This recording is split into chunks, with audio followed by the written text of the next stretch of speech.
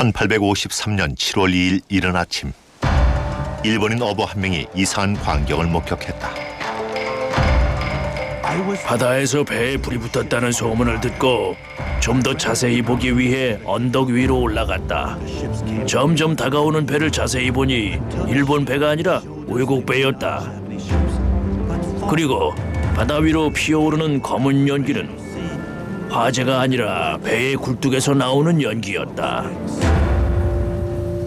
당시 일본인들에게는 서구의 다른 모든 기술과 마찬가지로 증기선 역시 생소한 것이었다. 그런데 갑자기 4척이나 되는 증기선이 해안에 나타났다. 대포로 무장하고 1000명에 가까운 병력을 태운 미국 함대는 일본에 개항을 요구했다.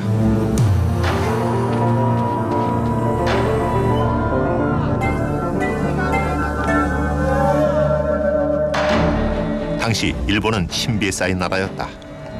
강력한 독후가와 맞붙는 200년 넘게 쇄국 정책을 유지하며 서구와의 교류를 완전히 차단해왔다. 그러나 이제 서양인들이 개항을 요구하고 있었다. 사무라이 국가 일본은 신기술로 무장한 서구 열강들을 물리칠 수 있을 것인가? 이것은 비밀의 제국 일본이 개항하기까지의 이야기다.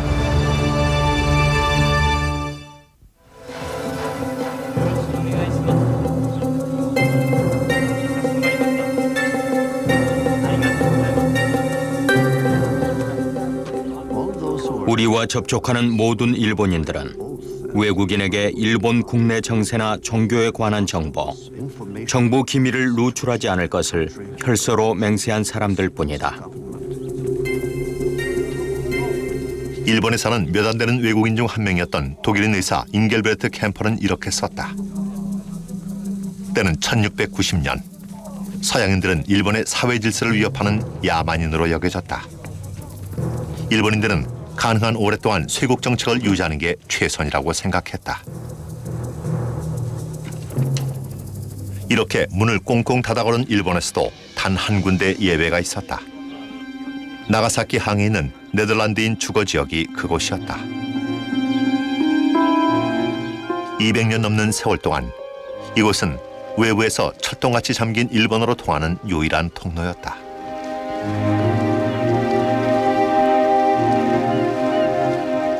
네덜란드 동인도 회사에서는 일본에 있는 상인들의 건강을 돌보기 위해 캠퍼 박사를 파견했다. 또한 캠퍼 박사에겐 일본에 관한 정보를 수집하라는 임무도 주어졌다. 하지만 그건 쉽지 않은 일이었다. 우린 철저한 감시를 받고 있다. 집 안팎에 깔린 삼엄한 경비는 마치 우리가 범죄자나 첩자가 된 느낌을 주고 아무리 좋게 보려 해도 쇼군의 인질이 된 느낌밖에 들지 않는다. 우리가 사는 이 감옥의 이름은 데지마이다. 데지마의 네덜란드 상인들은 마치 죄수처럼 살았지만 캠퍼 박사는 유럽인으로 드문 경험을 할 수 있다는 사실에 만족했습니다. 데지마는 캠퍼 박사의 걸음으로 가로 236보, 세로로 82보밖에 안 되는 매우 작은 섬이었다. 이곳에는 한 번에 19명 이상 머무는 것과 서양 여성이 기거하는 것이 허용되지 않았다. 멀고 낯선 이국 땅에서 상인들은 될 수 있는 대로 네덜란드식 생활 방식을 유지하려고 애썼다. 일본식 다다미 방에는 높은 테이블과 의자를 들여놓고 이부자리 대신 침대를 들여놓았다. 그리고 식사도 될 수 있으면 일식 대신 고향에서 먹던 음식을 고집했다.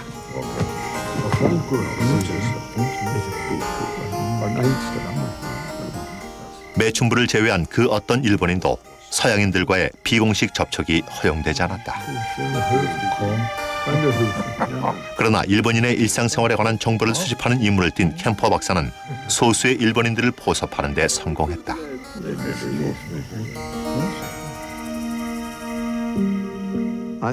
나는 그들에게 무료로 의술을 베풀고 필요하면 약도 나눠주었다. 또한 유럽에서 가져온 술을 나눠 마시면서 요즘 이 지역에서 관심사가 되고 있는 문제나 일본인들의 종교와 신앙에 관한 이야기를 자유롭게 나눴다.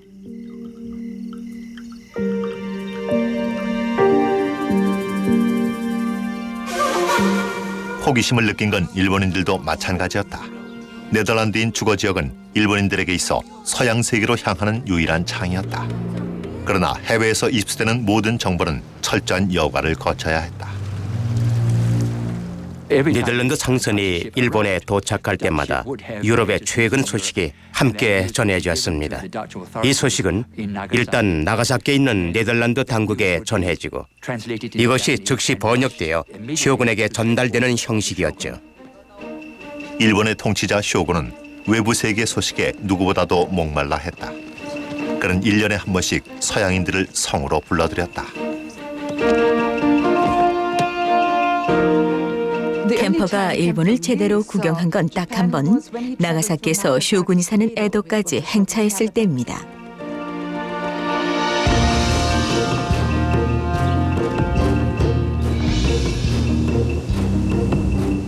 에도까지 가는 행차를 통해 캠퍼 박사는 평범한 일본인들의 일상생활을 목격할 수 있었다. 그는 한 달간의 여정을 꼼꼼히 기록했다.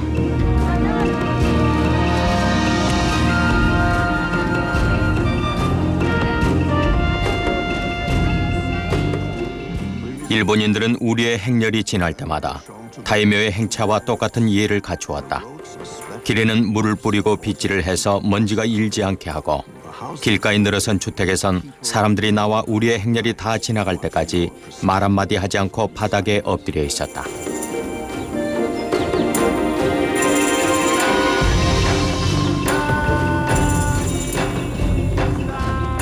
일본의 각 지방을 연결하는 대로에는 매일 엄청난 수의 유동인구가 오간다. 특히 1년에 몇 차례는 유럽에서 가장 복잡한 도시의 거리 같은 착각이 들 정도다. 이렇게 길이 붐비는 이유는 일본인들의 이동이 잦기 때문이다. 캠퍼 박사는 여행자들의 면면을 상세히 기록했다. 그의 눈에는 사무라이와 다이묘, 상인과 유랑극단의 배우들, 불교 승려와 수녀 같은 복장을 한 여성들이 눈에 띄었다. 이들은 비단 천으로 머리를 덮고 온몸을 멋지게 장식한다. 각각의 여성은 남성 여행객에게 한 명씩부터 이야기를 건네다가 반응이 나쁘지 않다면 몇 시간씩 동행하면서 남성을 즐겁게 한다.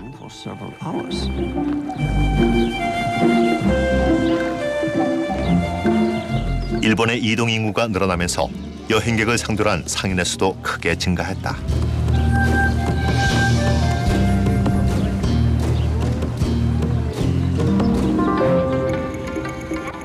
길가엔 멋진 상점들이 줄지어 있다. 옷감 장사, 약 장사, 책 장사, 유리 공예를 하는 사람. 저마다 큰 소리로 손님들을 끌어모으고 있다. 또한 상점뿐만 아니라 셀 수 없이 많은 여관이 있고 음식점과 술집도 많다. 노점에는 다양한 빛깔과 모양을 자랑하는 과자가 진열돼 있다. 이 과자들은 보기엔 무척 예쁘지만 일단 입에 넣고 씹기 시작하면 여간 고생이 아니다. 치아에 딱 들러붙어 떨어지지 않기 때문이다.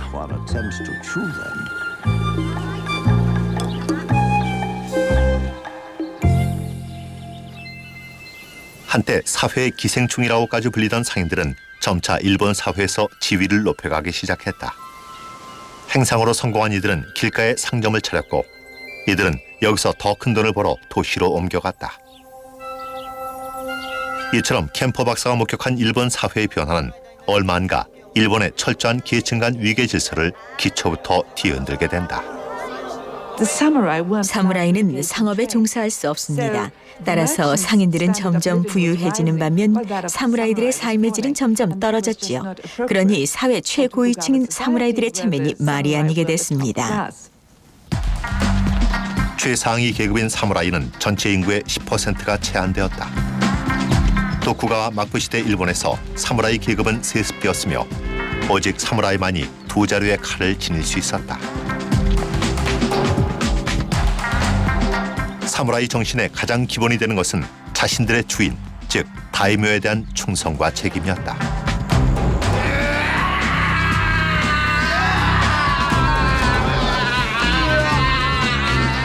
그러나 평화시대가 오래 지속되면서 한때 특혜를 누렸던 사무라이들의 미래는 불투명해졌다. 이제 전쟁이 없는 상황에서 많은 다이묘들은 사무라이들을 거느리는 것조차 힘겨워했다. 그나마 상류 계급 사무라이들은 행정직이라도 구할 수 있었지만 나머지 사무라이들은 자기 신분보다 낮은 직업을 가질 수 없었다.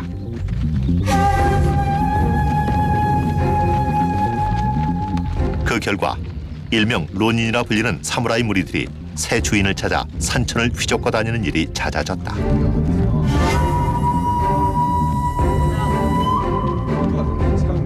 이들 중 상당수는 새로운 기회를 찾아 도시로 흘러들었다.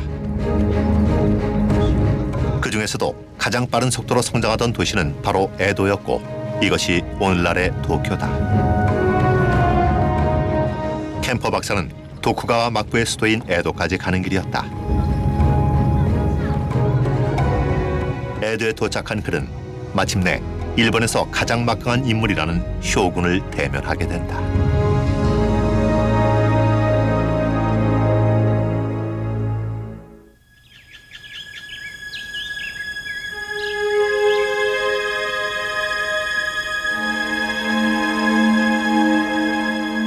에도에 도착한 캠퍼 박사 일행은 꼬박 2주간을 격리된 처소에서 지내야 했다.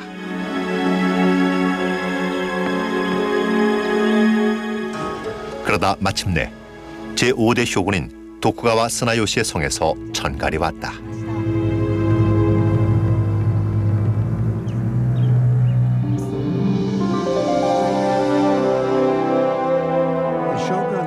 널찍한 쇼군의 거처에는 긴 복도 양쪽에 미닫이 문으로 열고 닫히는 커다란 방이 늘어서 있었다.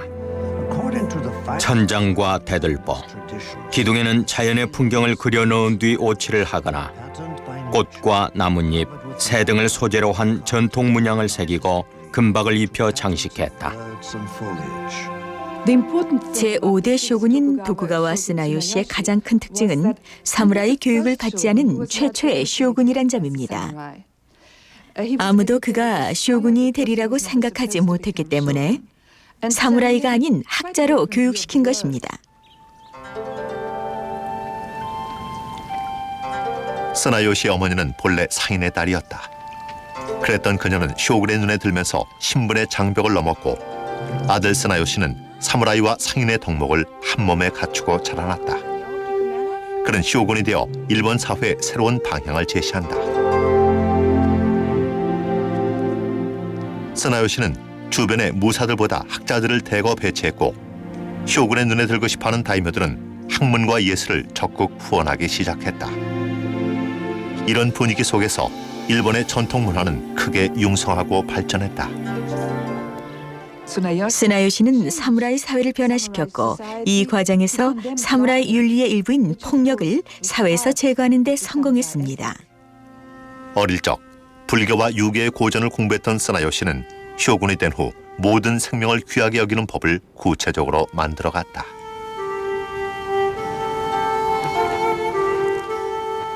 스나요시는 쇼군이 되자 사회 하층민들을 보호하는 법을 많이 제정했고 그중엔 영아 유기 금지법이 있었는데 이것은 매우 진부한 법이라고 할 수가 있습니다. 당시에는 부모가 먹을 게 없으면 아이들을 내다 버리는 일이 많았고 결국엔 굶어 죽었습니다. 그런데 스나요시는 버려진 아이들을 나라에서 거두고 먹여야 한다는 취지의 법을 마련한 것입니다.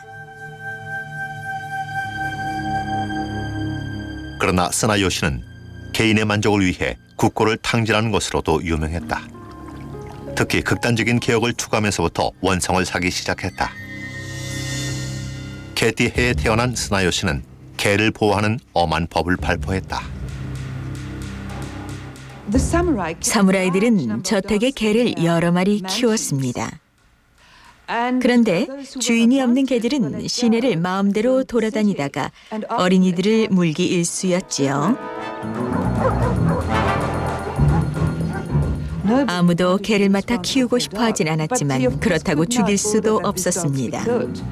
결국 쇼군은 집 없는 개를 모아서 기르는 보호소를 만들었고 여기에는 4만 마리 가까운 개가 몰려들었죠. 물론 그 비용은 다이묘들이 대야 했습니다. 스나요시는 개 쇼군으로 불리기 시작했다. 캠퍼 박사는 민심을 이렇게 기록했다. 개들이 죽으면 산으로 가져가 사람 못지않게 예를 갖춰 장사를 지내줘야 한다. 한 번은 어떤 농부가 죽은 개를 짊어지고 산을 오르면서 불평하자 그의 친구가 이렇게 말했다. 여보게, 너무 불평하지 말게. 그나마 이만하게 다행이지 나리께서 말띠였으면 어쩔 뻔했나. 캠퍼 박사는 마침내 개 쇼군 스나요시를 아련하게 됐다.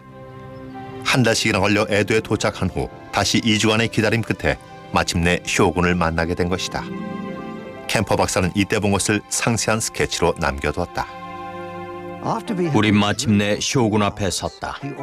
그는 우리에게 옷을 벗고 춤을 추라고 명령했고 술주정뱅이 흉내를 내거나 엉터리 일본어로 말하기 또는 노래할 것을 명령하기도 했다. 쇼군의 명령에 따라 우리는 마치 원숭이가 된 듯이 갖가지 체주를 부려야 했다.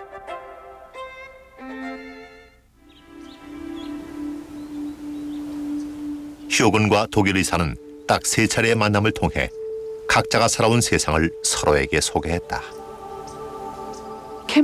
캠퍼가 쓴 일본에 관한 책은 베스트셀러가 됐습니다. 처음에 영어로 저술됐다가 네덜란드어, 불어, 러시아어 등으로 번역됐죠. 20세기가 되기 전까지 서양이 알고 있는 일본에 관한 모든 지식은 캠퍼 박사가 쓴 일본사에 근거한 것입니다. 그러나 일본은 개항할 뜻이 전혀 없었다. 국내 정세는 평화로웠으나 경제는 쇠퇴해가고 있었다. 이 상황에서 특권을 빼앗긴 수천 명의 사무라이들이 새로운 변수로 떠올랐다.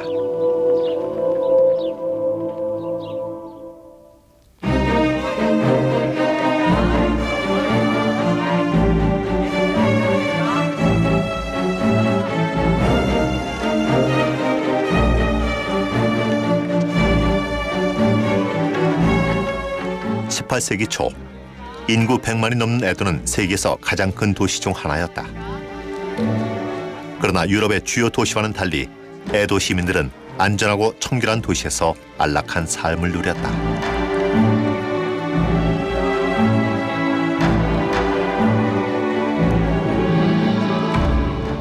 뿐만 아니라 에도는 정도를 가늠할 수 없을 정도로 크게 융성했다. 동전이 강물처럼 넘쳐 흐르고 은화는 눈처럼 쌓인다. 매일 아침 팔려나가는 생선의 양이 너무도 많아 바다에 물고기 씨가 마르는 게 아닌지 걱정될 정도다.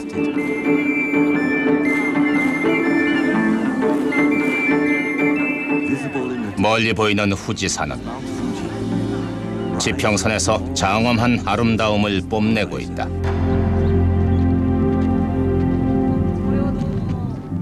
당시 에도 인구의 절반은 자신의 주인인 다이묘를 따라 일본 각지에서 온 사무라이들이었다. 그러나 평화로운 시기에 사무라이가 달리 할 일은 없었다. 이들은 경제적으로도 궁핍해져갔다. 상인층은 점점 부유해져서 교육을 받을 수 있게 되고 문화적인 안목도 갖게 됩니다. 이들이 가장 동경하는 대상은 다름 아닌 상류층 사무라이들이었죠. 이 두 계층 사이의 장벽이 점차 허물어지게 됩니다. 도쿠가와 막부 시대가 시작된 이래 일본 사회의 질서를 유지하는 건 철저한 신분 제도였다. 그런데 서로 다른 신분 간의 교류를 금지하는 엄격한 법이 조금씩 와해되고 있었다. 당시 사회적으로 큰 인기를 끌었던 하이쿠 모임에는 사무라이와 상인 계급이 모두 활발하게 참여했습니다. 이들은 서로를 호칭할 때 성을 부르는 대신 필명을 사용했죠. 이렇게 함으로써 계급 간의 장벽을 피해갔던 것입니다.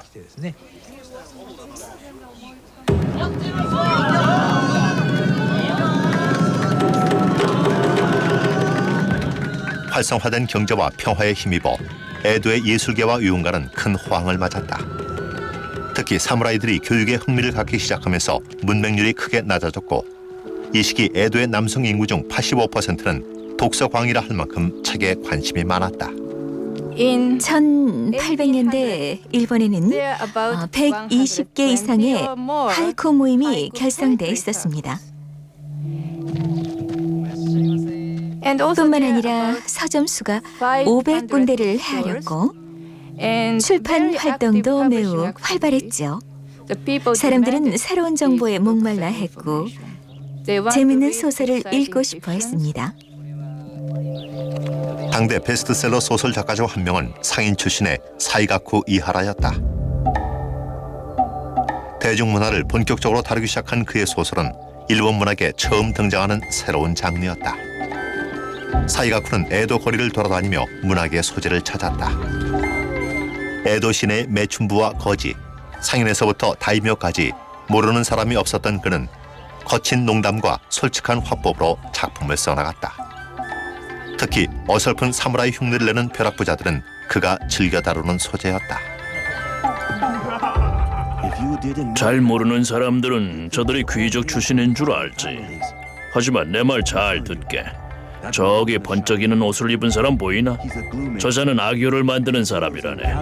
하지만 저 옷차림만 봐서는 권세 있는 집안 출신 같지 않은가? 듣자 하니 벌써 집을 전당잡했다더군. 빚쟁이들이 이미 재판을 걸었다던데 저렇게 버젓이 돌아다니다니 아무래도 제정신이 아닌 모양이야. 에도에서 벌이는 밤의 여흥엔 가부키 공연 관람이 빠지지 않았다. 에도 사람들에게 가부키 배우들은 요즘으로 치자면 할리우드 스타와 마찬가지였습니다. 가부키 팬들은 인기 배우가 그려진 나무 조각을 수집하곤 했지요. 이것은 단지 수집에 그치지 않고 배우들이 무대에서 입은 의상에 대한 관심으로 확대되곤 했습니다. 따라서 인기 배우가 입고 나온 의상이 에도의 최신 유행을 주도하곤 했지요. 평화와 안정 속에서 예술이 활짝 꽃피게 된 도쿠가와 막부 시대. 그러나 점차 쌓여가는 사무라이 계층의 불만은 쇼군의 통치에 큰 위협이 된다.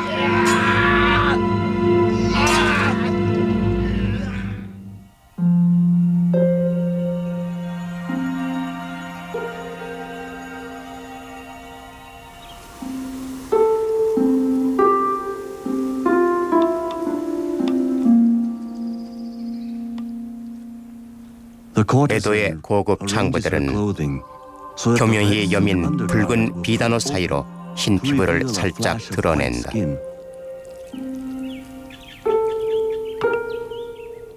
이 광경을 목격한 남성들은 이성을 잃고 창부들과 하룻밤을 보내는데 가진 돈을 모두 탕진한다. 하지만 그만한 돈을 낼 수 있는 남성은 극소수에 있고 돈 없는 대부분의 남성들은 부러운 눈으로 바라볼 뿐이다.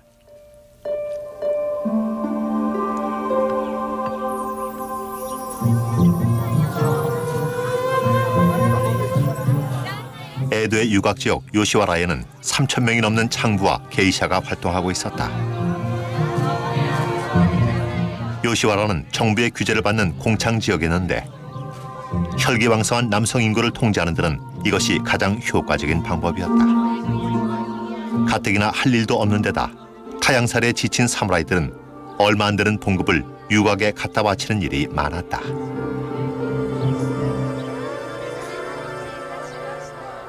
요시와라는 에도 남성들에게 꿈의 지대였습니다. 그곳엔 상상 가능한 모든 꿈과 환상, 낭만이 있었지요. 그리고 헐리우드식 스타와 마찬가지로 나름대로 유명인들도 있었습니다. 성벽과 해자로 둘러싸인 요시와라는 하나의 독립된 도시였다. 이곳엔 서양인들의 출입이 원천 봉쇄됐다.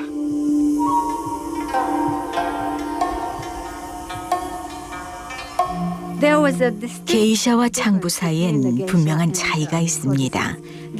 전문적인 예능인이라 할 수 있는 게이샤는 성관계가 아닌 노래와 악기 연주, 춤 등의 재능으로 남성을 즐겁게 해주는 존재였습니다. 반면 창부는 손님과 잠자리를 함께하고 대화 상대가 되어줌으로써 기쁨을 주는 존재였지요.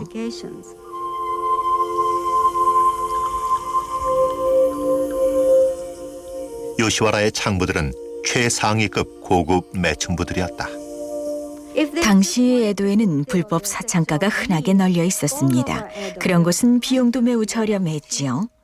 그러나 남성들이 굳이 요시와라를 찾은 이유는 그곳이 매우 특별하고 명성이 자자한 곳이기 때문이었습니다. 요시와라의 게이샤와 창부들은 주로 가난한 집안의 딸로 태어나 어린 나이에 이곳에 오는 경우가 많았다. 이들은 까다로운 교육 과정을 통해 예법과 미적 감각을 갖추게 된다. 이들은 최근 공연된 연극에서부터 정치에 관한 관심사까지 어떤 주제의 대화든 소화할 수 있는 능력을 갖췄다. 창부와 남성 고객들은 찻집에서 먼저 만나는 경우가 대부분이었다. 에도의 찻집은 같은 시기 런던의 커피하우스와 마찬가지로 장안의 멋쟁이들이 보이는 사교의 중심지였다.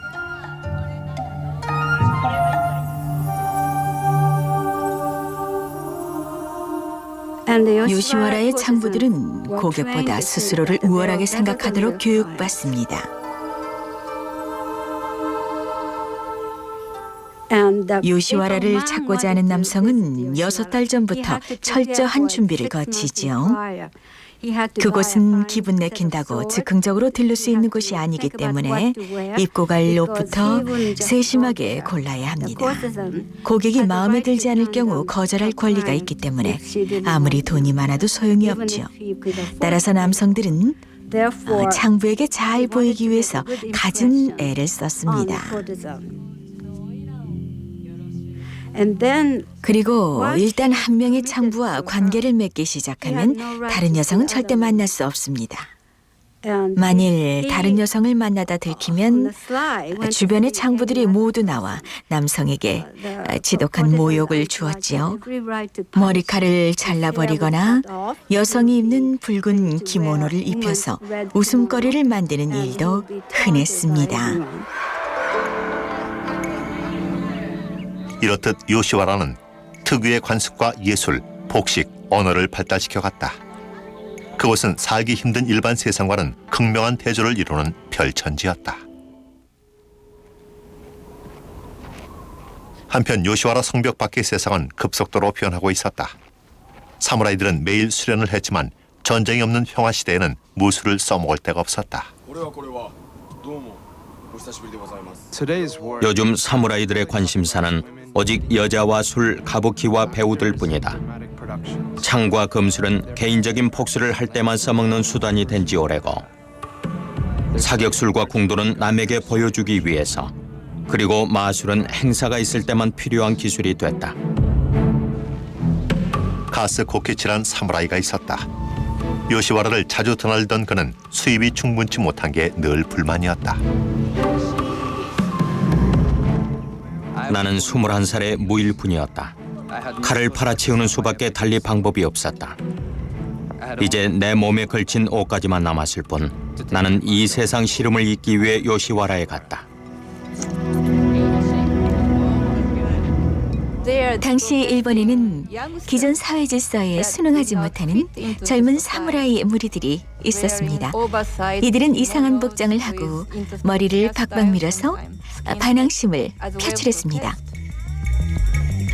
가스 코키치처럼 일거리가 없어 궁핍한 처지에 몰린 젊은이들은 때를 지어 몰려다니면서 도둑질을 일삼거나 강도로 돌변하는 일이 흔했다.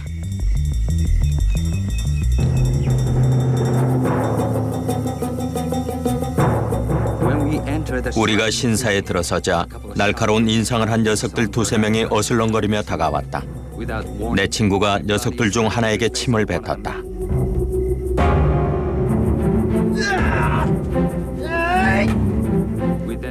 그러자 20명 정도 되는 사내들이 긴 창으로 무장하고 우리를 둘러쌌다. 그리고 대문 밖에는 또 다른 30명이 버티고 서 있었다. 우린 4대 50의 싸움을 벌여야 했다. 가스 코키치 같은 젊은이들에게 사무라이의 명예 따위는 잊혀진 지 오래였다. 18세기 중반 대부분의 사무라이들은 요시와라를 드나들 수 없을 만큼 빈곤해졌다. 찾는 사람이 줄어들면서 환락의 도시 요시와라도 점차 쇠퇴해갔다.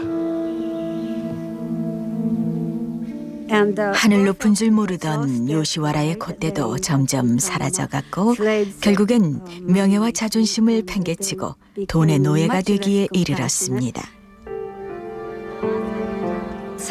일부 포주들은 돈벌이에 급급해 매춘부들을 혹사시키기도 했고 심지어 병든 매춘부를 제대로 치료하지 않아 죽는 일도 벌어졌습니다. 이렇게 죽은 매춘부는 행여병자들을 묻는 구덩이에 내다 버리는 게 다반사였습니다. 외로운 내 신세, 뿌리 뽑힌 잡초처럼 이리저리 휩쓸리다 물에 실려 어디로 떠내려갈꼬.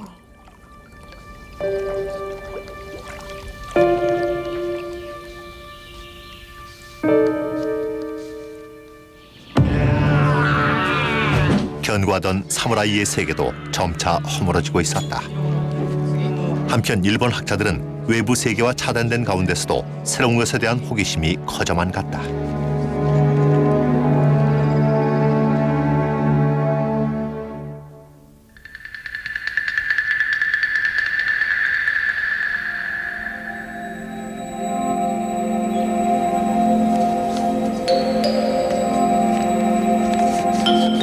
나는 단 한 글자도 무슨 뜻인지 이해할 수 없었다. 인간의 뼈와 근육을 그린 그림 역시 내가 한 번도 본 적이 없는 것이었다. 일본 의사 스기타 겐바쿠는 네덜란드 사람들이 가져온 해부학 책의 사파를 보고 큰 충격을 받았다.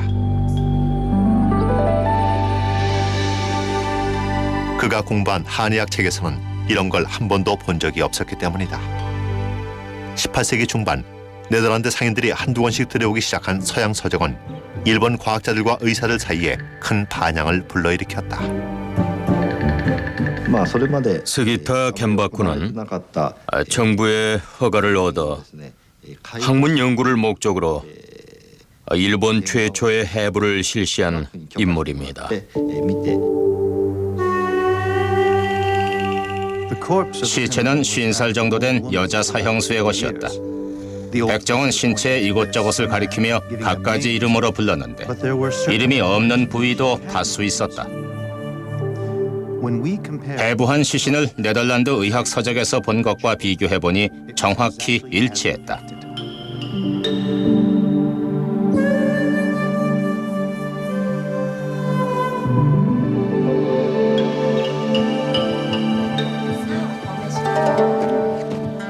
스기타 겐바쿠와 동료 의사들은 자신들이 지금까지 인체를 잘 알지도 못하면서 환자들을 진료해왔음을 부끄럽게 여겼다.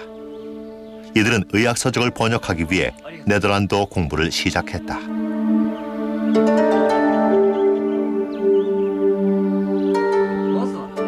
우리는 당장 다음 날부터 공부를 시작했다. 시간이 흐르자 하루에 10줄 정도를 해석할 수 있게 되었다. 그렇게 2, 3년간 열심히 공부한 결과 모든 걸 분명하게 이해할 수 있었다. 그 기쁨은 마치 사탕처럼 달콤했다.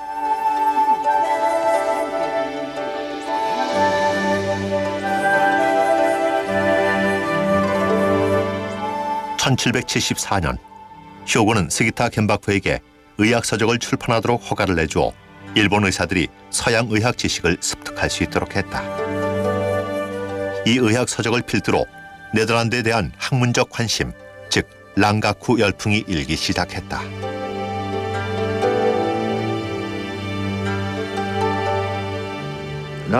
본래 랑가쿠는 의학 분야에서 일기 시작했습니다. 기존의 일본 의사들이 고칠 수 없는 병을 네덜란드에서 들여온 서양 의술로 고칠 수 있다는 사실이 알려지면서 랑가쿠 열풍이 크게 일기 시작한 것입니다. 그러면서 일본인들 사이에는 네덜란드 말을 배우는 사람도 늘어났고 이들의 관심은 천문학, 화학 등의 다른 분야로 옮겨갔습니다.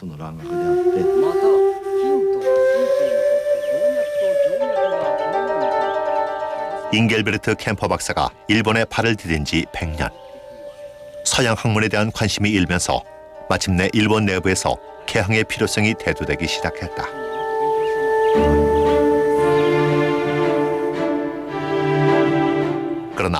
일본 지식인들을 중심으로 서양 학문에 대한 관심이 높아가는 것만큼이나 서양의 영향은 무조건 해롭다고 생각하는 사람들도 많았다. 최근 일어나기 시작한 몹쓸 유행 중에 하나가 바로 네덜란드 배우기다. 랑가쿠에 심취한 사람들은 몇몇 신기한 물건과 서양 의술에 현혹돼 정작 중요한 걸 잊어버리고 있다. 이 상태를 방치했다가는 무지한 백성들이 외국 문물을 분별 없이 받아들여 개나 양을 잡아먹는 일이 벌어질 수도 있다. 일단 그런 사태가 벌어지면 그 다음엔 아무도 그것을 막을 수 없을 것이며 일본은 그야말로 야만인의 나라로 변할 것이다.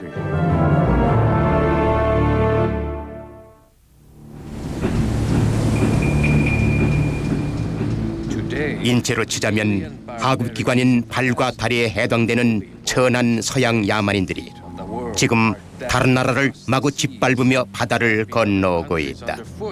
저들은 사악한 눈과 절뚝거리는 발로 감히 고귀한 국가들을 유린하려 하고 있다. 이 얼마나 오만한 행동인가. 일본은 200년 넘게 서양인들을 완벽하게 견제해왔다. 그러나 19세기 중반이 되자 서구 세계는 다시 일본의 문을 두드리기 시작했다. 도쿠가와 막부는 삼면에서 전략적 위협을 받게 됩니다. 첫째는 북쪽의 러시아였고, 둘째는 남쪽의 영국이었으며, 셋째는 동쪽의 미국이었죠. 그 중에서도 특히 신생국가 미국이 강력한 움직임을 보였다. 당시 서양에는 일본의 석탄 매장량이 엄청나며 고래가 많이 잡힌다고 알려져 있었다. 고래 기름은 당시 미국 산업의 필수적인 윤활유로서 황금알을 낳는 사업으로 인식되고 있었다. 북대서양의 자원이 고갈되자 미국은 일본으로 눈을 돌렸다.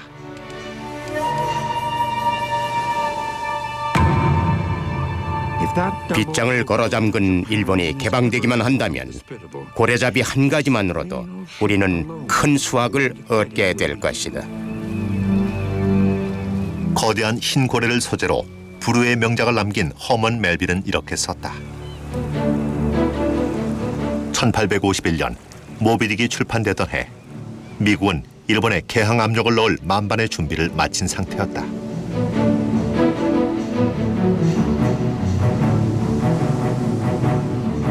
일본의 통치자들은 날로 거세지는 개항 압력을 피부로 느끼고 있었다. 막부 지도자들은 수십 년에 걸쳐 서구 열강의 침입에 대비하고 있었습니다. 번역을 전담하는 관청을 설치해서 서양에 관한 정보를 수집하는가 하면은 지도와 서전 등을 번역하고 전문가를 양성했습니다. 일본 내 전문가들은 외국인들의 위협이 목전에 닥쳤다면서 전력을 확충할 것을 주장했다. 우리는 한시바삐의 전함을 만들어 우리 앞바다를 침략한 야만인들을 하나도 빠짐없이 물리쳐야 합니다. 그러나 한편에서는 일본이 서구 열강의 상대가 되지 않는다고 걱정하는 이들도 있었다. 일본의 무기는 200년 전 쇄국 정책을 시작할 때와 별반 달라진 게 없기 때문이다. 일본으로선 뾰족한 해결책이 없었다.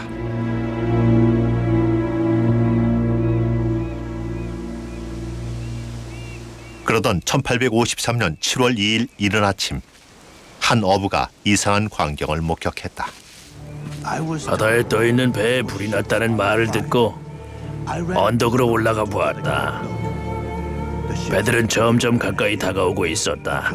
배의 형체를 뚜렷이 볼 수 있게 되자 그것이 일본 배가 아니라 외국 선박이라는 걸 알 수 있었다. 검은 연기는 불이 아니라 배의 굴뚝에서 나오는 연기였다.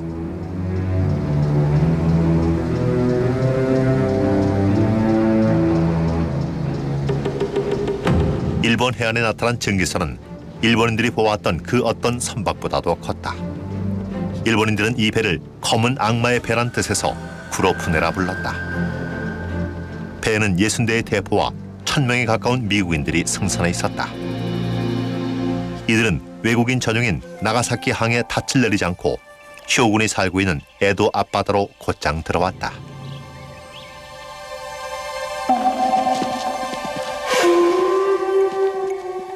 이 소식을 들은 쇼군은 건강이 크게 악화됐다. 많은 이들은 외국 함대가 코앞에 들이닥친 데서 온 정신적 충격 때문이라고 했다. 조정 참모들은 위기에 대처하기 위해 머리를 맞댔다.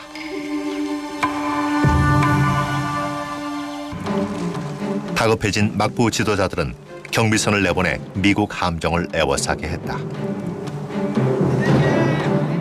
이윽고 일본 측 대표가 나서 미국인들에게 떠날 것을 명령했지만 미국 함장 페리는 이를 무시했다. 일본인들은 미국 함대가 공격 진영을 갖추는 걸 보고 경악했다. 페리는 발사 준비를 갖추라 명한 뒤 무트로 내려왔다. 페리 제독은 일본인들에게 최후 통첩을 했다. 그가 미국 함대를 이끌고 다시 돌아올 때 일본은 미국의 개항 요구에 응하라고 일방적으로 요구한 것이다. 그렇지 않으면 무력으로 일본을 점령하겠다는 으름장도 잊지 않았다. 페리 제독은 이듬해 봄에 돌아오겠다고 했다. 그리고는 함대를 이끌고 에도를 떠났다. 그들의 말과 행동은 오만방자하기 그지없었다. 우리 일본의 국가적 자존심은 적지 않은 상처를 입었다. 저들이 하는 말을 들은 사람들은 누구나 이를 악물고 모욕을 참아낼 수밖에 없었다. 야만인들이 돌아가자 한 사내가 칼을 빼들더니 저들의 지도자 페리의 초상화를 난도질했다.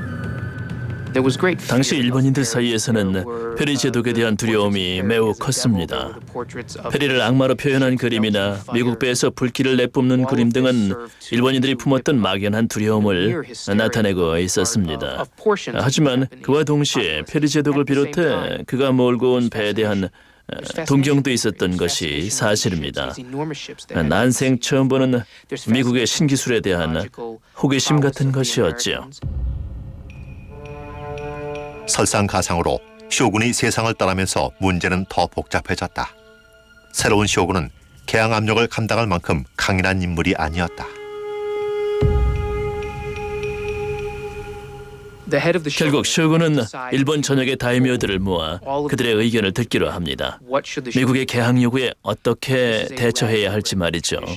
그런데 이런 의견 수렴 자체가 파격적이었습니다. 그때까지만 해도 쇼군은 전지전능한 존재로서 남의 의견을 묻는다는 것은 상상도 할 수 없는 일이었습니다. 그런데 이제 다이묘들에게 좋은 수가 없냐고 의견을 구하는 지경에 이른 것입니다. 여기서 두 가지 대응책이 나오는데 첫째는 개항을 하자는 의견이었습니다.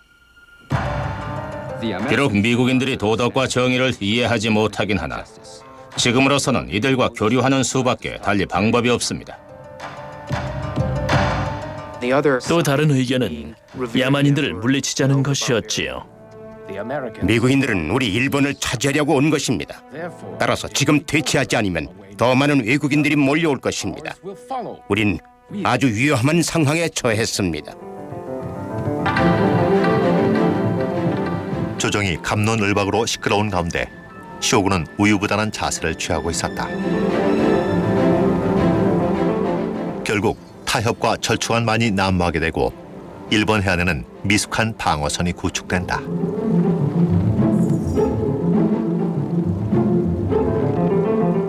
그러던 이듬해 2월 페리 제독이 약속보다 일찍 들이닥쳤다. 이번엔 보다 분명한 세력 과시를 위해 지난번에 2배나 되는 함대와 선원을 이끌고 왔다. 이제 일본인들에겐 외국인을 물리칠 방법도 쇄국 정책을 사수할 방법도 없었다. 오직 협상만이 살 길이었다.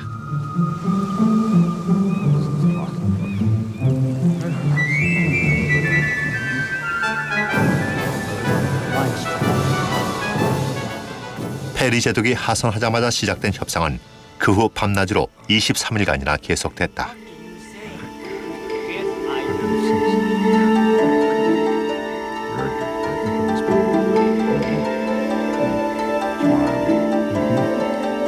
이 협상의 결과 맺게 된 조약은 미국과 일본 양국 모두 실리를 챙긴 타협안이었다.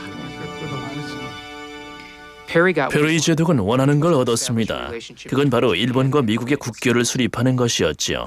그리고 쇼군 역시 개항과 교류에 있어 일본이 주도권을 내주지 않는다는 목표를 사수할 수 있었습니다. 조약의 최종 서명을 앞두고 쇼군은 큰 연회를 베풀었다. 이 전통은 오늘날까지도 일본에서 사업상 협상을 할 때 빠지지 않는 의례가 되었다. 행사는 스모 선수들이 나와 힘자랑을 하는 걸로 시작된다. 첫 번째 스모 선수는 페리 제독에게 배를 힘껏 쳐보라고 주문했고, 또 다른 스모 선수는 양팔에 무거운 쌀가마를 들어보였다. 페리는 담례로 샴페인과 위스키를 따라주었다. 뿐만 아니라 일본인들에게 갖가지 선물을 주었는데, 그중에는 일본인들이 난생 처음 보는 전신기와 카메라, 그리고 증기기관차의 4분의 1 모형도 있었다. 일본 기술자들은 재빨리 이 물건들을 분석해 복제품을 만드는 작업에 착수했다.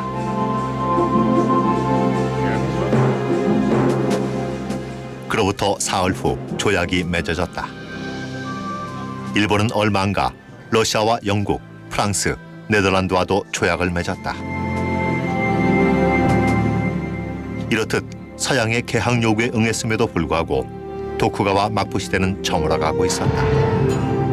이제 더 이상 사무라이 계급이 일본 사회를 통제할 수 없게 됐기 때문이다. 일본이 개항한 지 10년도 안 돼 사무라이 계급은 완전히 와해됐다. 그러나 사무라이 정신은 오늘날까지도 일본 문화에 깊이 각인돼 있다. 1868년 제15대 쇼군이 하야했다. 이로써 265년간 지속되어 오던 도쿠가와 집안의 에도 막부 시대는 막을 내리게 됐고, 그와 함께 일본은 본격적인 근대로 접어들었다.